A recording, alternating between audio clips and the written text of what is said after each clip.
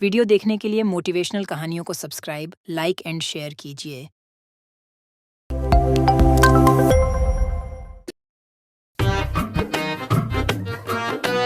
हवलदार बहादुर अपनी कुर्सी पर खर्राटे ले रहा था।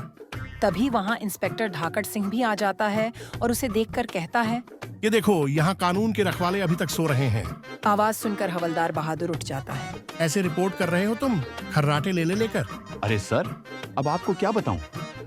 कल रात को जब मैं घर जा रहा था तो मेरे पीछे 2 कुत्ते पड़ गए।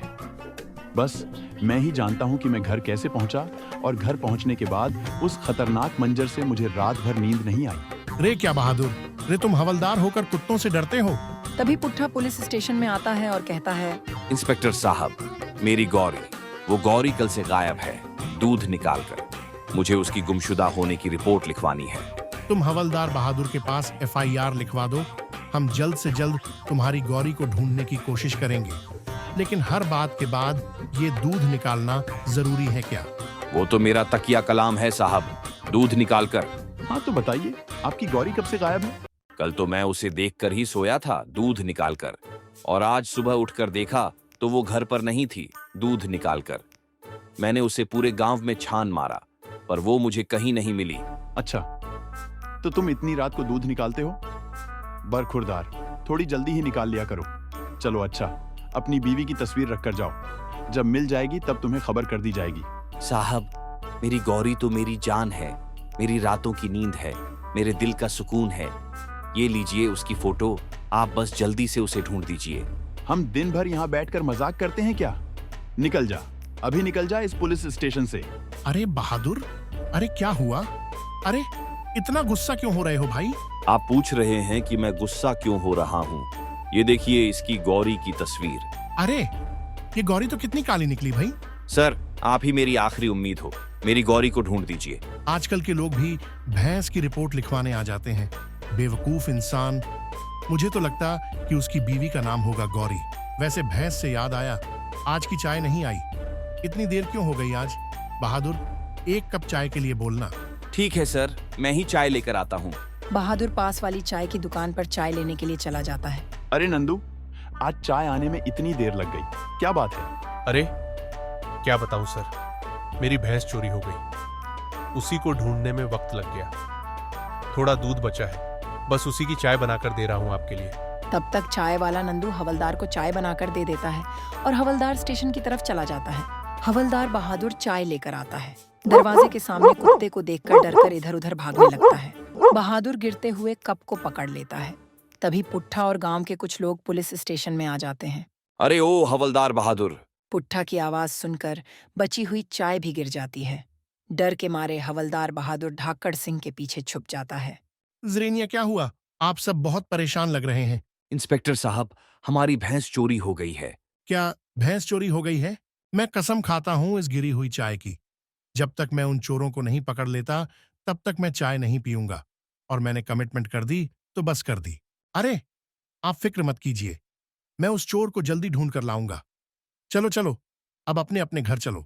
बहादुर, एक काम करो, हमारी पूरी पुलिस फोर्स को गांव के आसपास के इलाके में भेजो और पता लगाओ कि भैंसें कहाँ हैं, और जैसे ही कुछ खबर मिले हमें तुरंत इन्फॉर्म करना। ठीक है सर। तभी एक पत्थर से लपेटा हुआ कागज धाकड़ सिंह की टेबल पर आ गिरता है।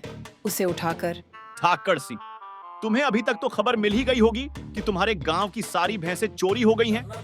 अगर भैंसें चाहते हो तो गांव के पास वाली पहाड़ी पर जो सबसे ऊंचा पेड़ है, उसके नीचे कल तक 50,000 रख देना। दूसरे दिन तुम्हें तुम्हारी सारी भैंसें मिल जाएंगी। तुम्हारा पुराना दुश्मन जग्गा। रे बहादुर, रे सारे गांव वालों को इकट्ठा करो। कुछ देर बाद सभी गांव वाले इकट्ठे हो जाते हैं। क्या बात है साहब, आपने अचानक हमें याद किया? कोई बात है क्या? आप सभी के भैंसों को जग्गा ने किडनैप कर लिया गया है। उसने भैंसों को छोड़ने के लिए 50,000 की फिरौती मांगी है। मतलब अब मुझे मेरी गौरी के बिना ही रहना पड़ेगा? नहीं नहीं, ये नहीं हो सकता। मैं अपनी गौरी, अपनी जीवन साथी के बिना नहीं रह सकता। अगर हमारी सारी जमीन भी बेच दें, तब भी इतने पैसे आज के आज जमा नहीं कर सकेंगे। मेरे पास एक तरकीब है। फिर वह सभी को अपनी तरकीब बताता है। जंगल में गांव के 2 आदमी लौटे के साथ बैठकर बातें कर रहे थे। अरे तुझे पता है, कल मेरे घर यमराज आए थे। क्या यमराज? क्या बात कर रहा है?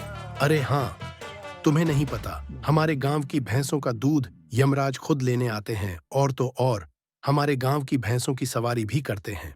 जग्गा का आदमी उन दोनों की बातें सुन लेता है। दूसरी तरफ पहाड़ी पर अरे इन भैंसों ने तो मेरा जीना हराम कर दिया है, और ऊपर से ये गोबर की बदबू, मैं तो इससे परेशानी में हो गया हूँ। पता नहीं ये गांव वाले मेरी फिरौती की रकम कब देंगे। तभी जग्गा का एक आदमी दौड़ कर आता है। जग्गा दादा, एक खबर लेकर आया हूँ।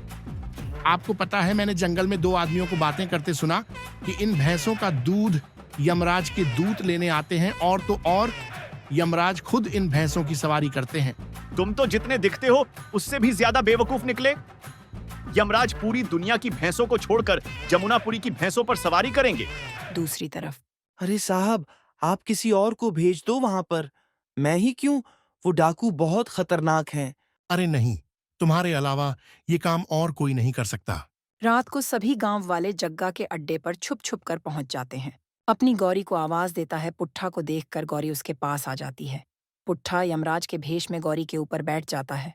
जग्गा के पास जाता है। तुम सब में से जग्गा कौन है? अरे यमराज जी, आप मुझे कैसे जानते हैं?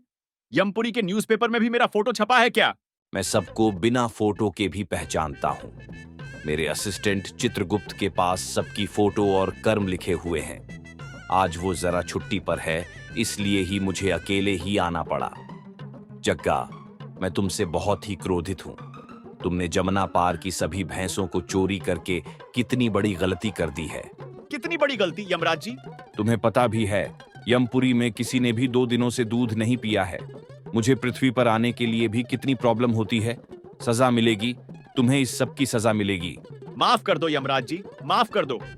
आपको जितना दूध चाहिए आप यहाँ से निकाल कर ले जा सकते हैं। आप यमदूतों को कह दीजिए, जितना दूध चाहिए उतना ले जा सकते हैं।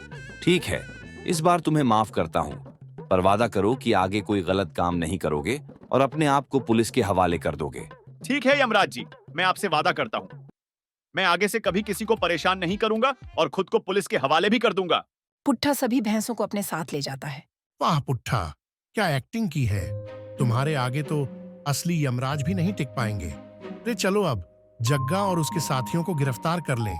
इसके बाद वहां इंस्पेक्टर ढाकड़ सिंह और हवलदार बहादुर के साथ पूरी पुलिस फोर्स आ जाती है और जग्गा और उसके साथियों को गिरफ्तार कर लेती है और सबको डंडे से मार मार कर स्टेशन ले जाते हैं। वीडियो देखने के लिए मोटिवेशनल कहानियों को सब्सक्राइब, लाइक एंड शेयर कीजिए।